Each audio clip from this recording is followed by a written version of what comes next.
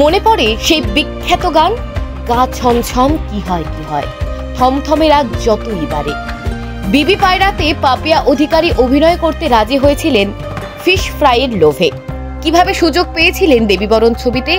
এখন বয়স হয়েছে। ঠাকুমার চরিত্রে অভিনয় করে হয়েছিলেন ট্রোল, কড়া জবাব দিয়েছিলেন নিন্দুকদের। এখন সেই বিবি পায়রার অভিনেত্রীকে কেমন দেখতে হয়েছে দেখুন তো। তখন অভিনেত্রী চেন্নাইতে চুটিয়ে কাজ করছেন। হঠাৎ কলকাতা থেকে ডাক গেল অভিনেত্রীর কাছে, বলা হলো তাকে নিয়ে একটা ছবি করা হবে। প্রথমটা শুনে অভিনেত্রী একটু অবাক হয়েছিলেন। তখন অভিনেত্রীর বয়স 21 বা 22 হবে। প্রথম দিন দেখে গৌরীপ্রসন্ন মজুমদার বলেছিলেন, এ কিসের অভিনয় করবে? কারণ কে কোন চরিত্রে অভিনয় করবে সব ঠিক হয়ে গিয়েছিল। যদিও ততদিনে পাপিয়া অধিকারীর বেশ কয়েকটা ছবি হিট, কিন্তু সেদিন অভিনেত্রী ফ্রক পরে গিয়েছিলেন।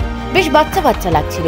শুনতে হয়েছিল, আমরা এত সুন্দর গল্প বানালাম আর একে নেওয়া হয়েছে, একে তো দেবশ্রী তুলে তুলে মারবে।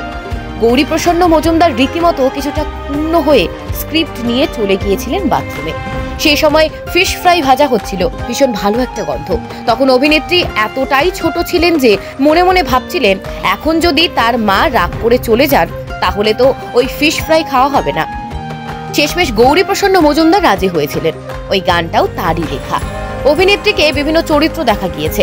দত্ত অ্যান্ড বৌমার গ্ল্যামারাস ঠাকুমা সোনামা লিড রোলে অভিনয় করেছিলেন। সেটা নিয়ে কত কথা। যদিও পাপিয়া থিয়েটারের লোক, নানান চরিত্রে অভিনয় করেছেন। মঞ্চে এখনো পর্যন্ত নায়িকার চরিত্রই করছেন। মনে করেন সবকিছুর একটা সিস্টেম আছে। রানী রাসমণির চরিত্র যদি 17-18 বছরের মেয়ে করতে পারে, তাহলে তিনি কেন ঠাকুমার চরিত্র করতে পারবেন না? শুধু অভিনয় নয়, পরিচালনা থেকে রাজনীতি সবেতেই হাত পাকিয়েছেন অভিনেত্রী।